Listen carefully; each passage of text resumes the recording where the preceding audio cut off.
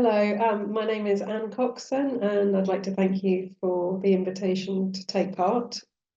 And just to say, my talk will focus on the idea of sculpting feelings and the tactility within Tapta's work, but also really to place her within the context of the textile art of the 1970s.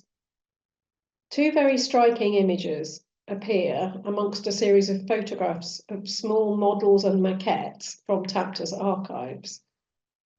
These photographs show a baby of approximately 6 months old, literally getting to grips with the artist's scale model. The model appears to be a tangle of pale strings covered by a cylindrical glass top, so that it can be seen but not touched.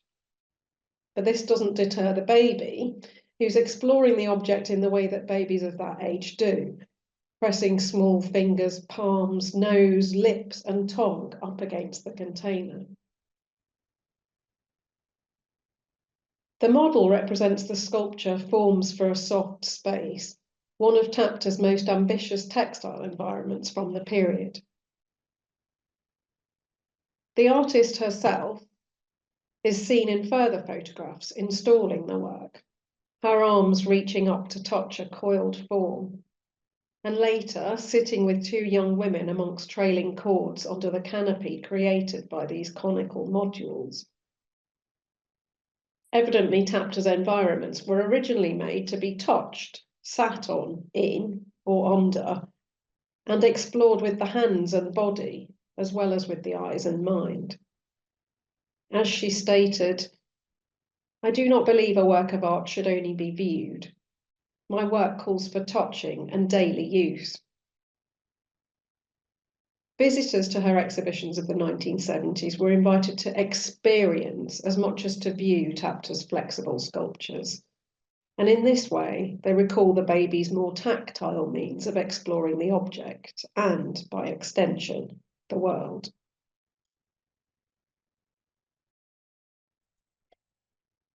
Tapta's work of the late 1960s and 70s contributed to a larger movement known as fiber art, or the New Tapestry.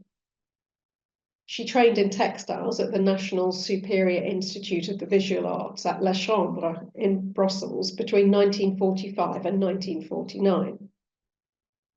Tapta was associated with a group of mostly female textile artists active in Belgium in the period. In recent years, curators and writers have revisited these movements, looking at and beyond the choice of textile media and its associations with traditional tapestry weaving, craft practices, and domesticity, in order to explore the radical nature of the work and the bold ambitions of the artists.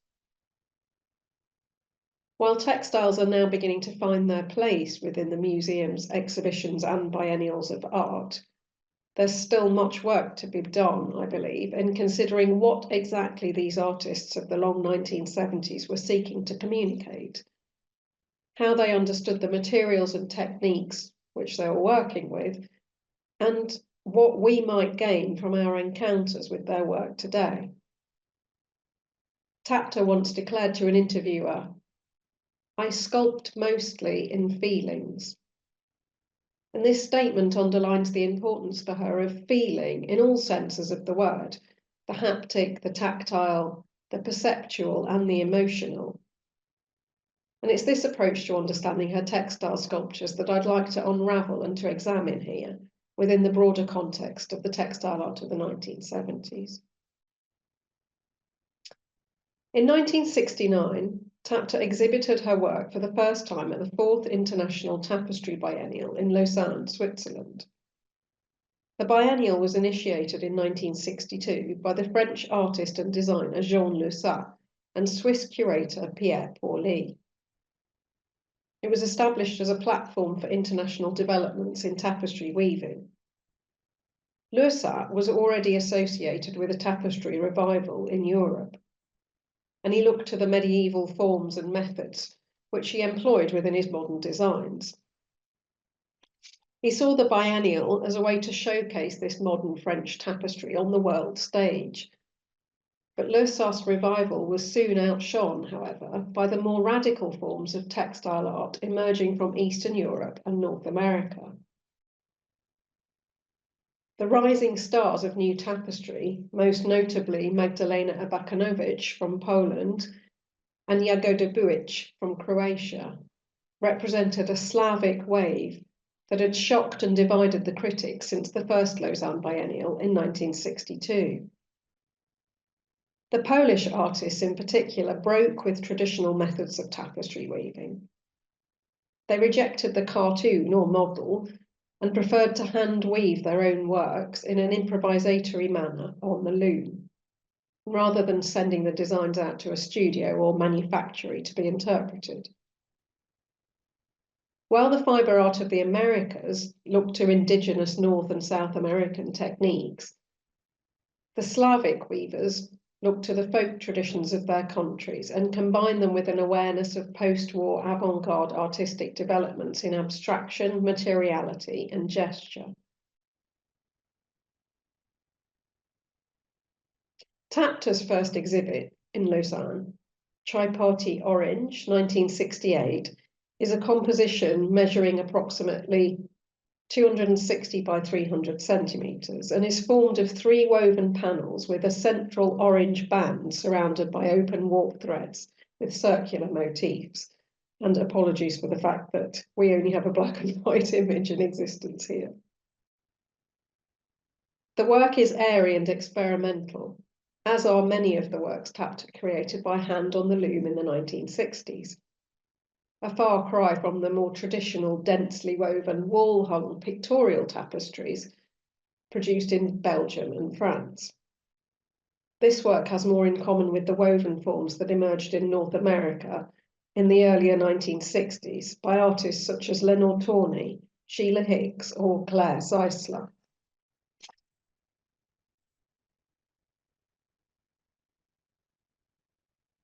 These artists were looking to the ancient and indigenous weaving techniques of the Americas and were increasingly moving their works away from the wall and out into the space of the gallery so that they could be viewed from either side and without a clear front or back. Tapta was counted as a Belgian national at the 4th Lausanne Biennial, though she was of course a political refugee from Poland, following her involvement in the Warsaw Uprising of 1944. In the early 1960s, she returned to Belgium from the Congo. And at this time, she would doubtless have been aware of the growing interest in textile art from her country of origin. By 1969, the biennial jury had relaxed the formerly strict entrance criteria and no longer insisted that works conform to a particular size or be wall-hung. Magdalena Abakanowicz and Jagoda Buic, whose works we see here, demonstrated the direction that the new tapestry had taken in presenting monumental sculptural works that confronted the viewer with their physical presence in 3-dimensional space. These works made a statement which impacted many artists working in the medium of fibre. Lausanne's leading art critic, André Coenzi, hailed the arrival of this fresh approach and charted its course in his book, The New Tapestry of 1973. Coenzi sets out the defining characteristics and general direction taken by the new tapestry movement, categorizing the works into 3 types as follows. The mural tapestry, the function of which is to be placed against the wall. The spatial tapestry, around which one can circulate. And the environmental tapestry, which defines a space in which to enter. These 3 categories could certainly all be applied to Tapta's body of work as it developed over time. In relation to the artist's recognition that she sculpted mostly in feelings, and for the purposes of exploring what this statement might actually have meant to her, we'll focus on the latter 2 categories, the spatial and the environmental. Only 2 years after Tapta had exhibited her orange triptych at Lausanne, her work had begun to take a very different turn from the loom-woven rectangular compositions which she'd begun her career with. At the start of the 70s, she produced a series of works that marked the beginning of a new direction. Her compositions sauvage, or savage compositions, I suppose we could say, break away from the rectangular format of weaving. By now, she was using rough sisal instead of linen and wool to create hangings with areas of slit tapestry and dense, hairy fibre. The title might sound to our contemporary ears a bit primitivist, although it also suggests that these fibres had become wild or untamed, spilling out from the woven surface of the compositions. One piece stands approximately 3 meters high, its weft threads divided so that two finishing sections fall onto the floor like feet. The legs, if you like, are covered in a mass of black hair-like fibre that narrows as it reaches up to a hanging pole, holding the split and braided warps across the top.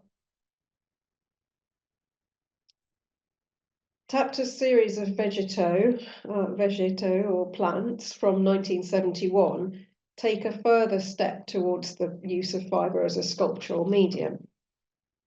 These works were informed by the artist's time in the Congo between 1950 and 1960, where she observed the powers of nature within the rainforests, where she had also begun to make experimental works using fabric and cement. These vegetables or plants, of course, are mostly made of plant fibres, such as sisal or jute. Forme végétale, 1971, hangs freely in space, taking the shape of an uprooted plant or a tree and suggesting that the twined and woven fibres could easily be returned to the forms of their origin. At the time, Tapta developed a parallel strand of her practice, exploring off-loom techniques such as coiling, binding, and knotting. And she said, there were two trends in my textiles. One was about simple structures. The other one was more organic, probably inspired by Africa. The simple structures she referred to include her cocoons, which hang from a single point, making them slightly mobile, and have the potential to be entered, enveloping a body with their coiled and stitched cotton ropes. Cocoon number 1 brings together a hanging cocoon form and a circular spiral mat or rug, which sits on the floor beneath it. The mat and the cocoon are both constructed through the relatively simple process of stitching together twisted ropes of fibre. Strands of sisal hang down like hair, and in the cocoon's centre is an opening.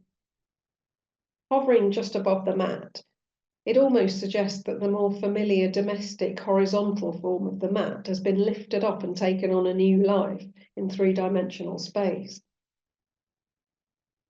Now it has the ability to surround and protect a body rather than simply to warm and soften the space underfoot. Such works by Tapta, though intended as sculptural expression, tread a fine line between the artistic and the homely or domestic. The cocoons share some similarities with the US artist Harmony Hammond's braided and painted floor pieces, also created in 1973. These works more clearly resemble handcrafted domestic rugs, but are better understood by the artist as a form of painting because she painted onto the fibres. In many ways, the cocoons were a breakthrough for Tapta. Not only had she found a way of working with fibre away from the restrictions of the loom, but she'd also created works which invite viewers to interact and to consider the relationship between the sculpture, as we could call it, their bodies, and the surrounding space. Tapta's breakthrough came shortly after the monumental three-dimensional works by Abakanowicz and Buich, which were exhibited alongside her arguably more modest work in Lausanne in '69. But I'd like to speculate that perhaps she saw these sculptural statements as a form of inspiration and permission to create her own sculptural forms.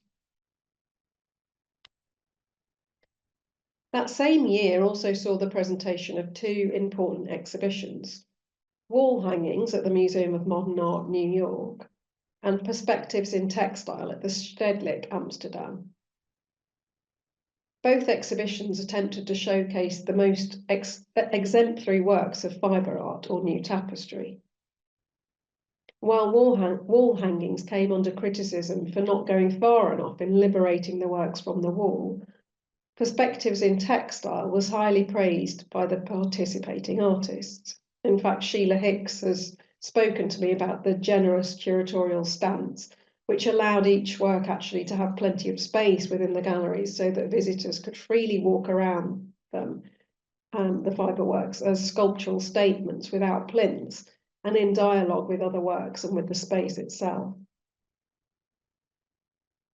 Tapta shared with the artists in Perspectives in Textile an understanding of her work as sculpture and was equally interested in the dialogue between her works and a given space. Reflecting on her practice, she declared that she was, quote, particularly interested in modifying space by introducing a supple, flexible element. Her understanding and application of the term supple or flexible varied, and she used it to mean both the pliable plane of a textile element within architectural space, as Bauhaus weaver and important textile thinker Anni Albers had defined it, and as a metaphor for a creative way of thinking and being in the world. In 1976, Tapta became head of weaving and textile design at La Chambre, where she named her course Sculpture, Supple or Flexible Sculpture, in order to broaden its remit and to reflect her belief that teaching should not consist of teaching traditional techniques that are often no longer applicable to the present time or to today's sensibility. Tapta exhibited a further work at the 10th Lausanne Biennial in 1981. This second contribution, elastic or resilient sculpture, bore little resemblance to her first. While the biennials of the 1960s had sparked debate about the definition of tapestry and whether it could incorporate the artist's own hand or sections woven off the traditional loom, by the early 1980s, the definitions of textile art had been radically expanded.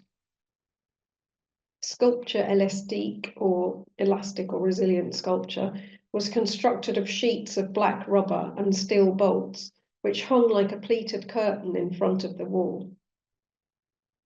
Tapta's works of this period were increasingly large in scale, and her use of neoprene and rubber allowed her to retain the flexibility of woven textiles, while moving in the direction she was eventually to take of producing public sculptures for outdoor sites.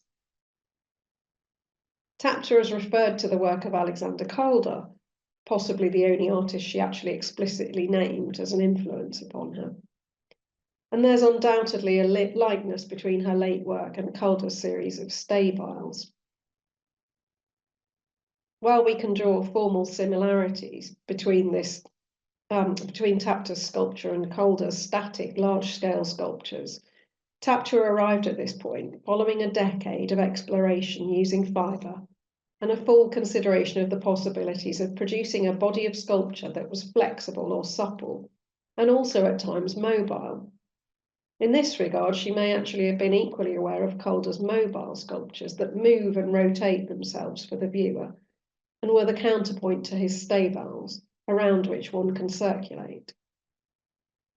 When sculpture becomes mobile, movable, or flexible, it can be seen as taking on agency.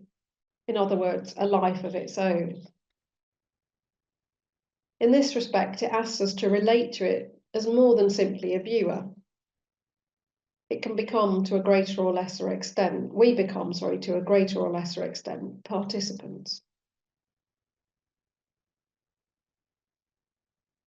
In line with Coenzi's categorizations of the new tapestry, Tapta also produced works in the 1970s that could be called environmental.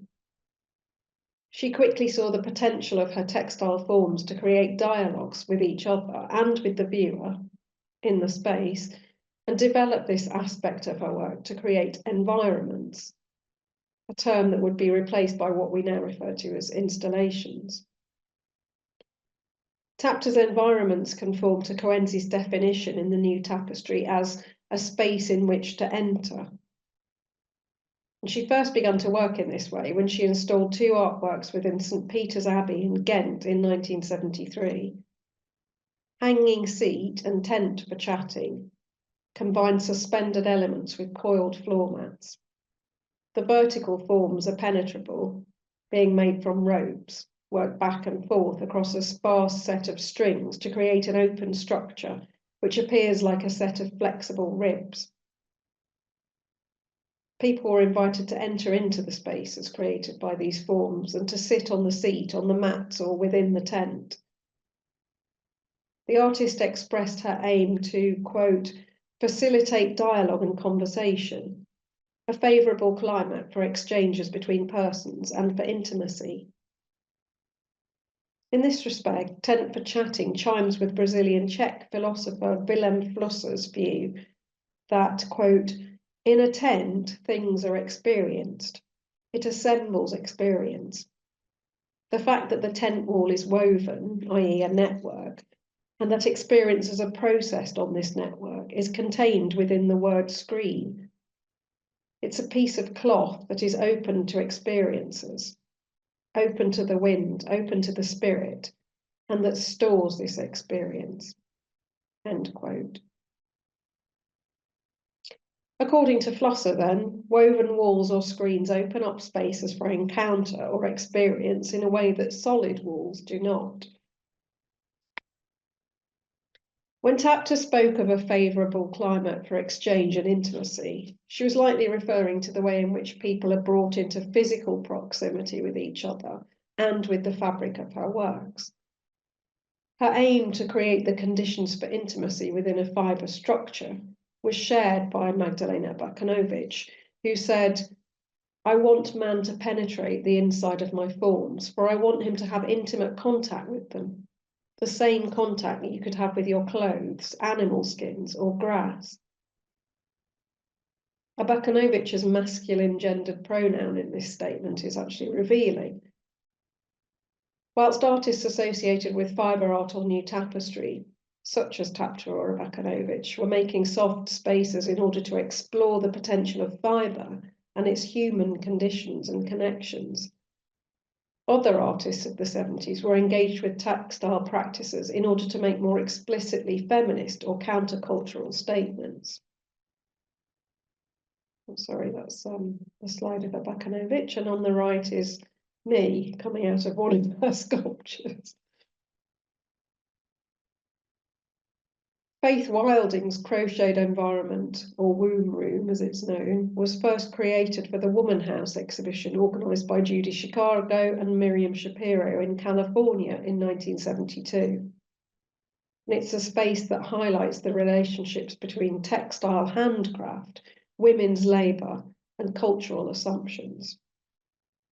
Also produced in California, Ted Hallman's shaggy centering environment is a notable fibre, or meditation environment, is a notable fibre tent-like structure in which one's invited to sit and meditate.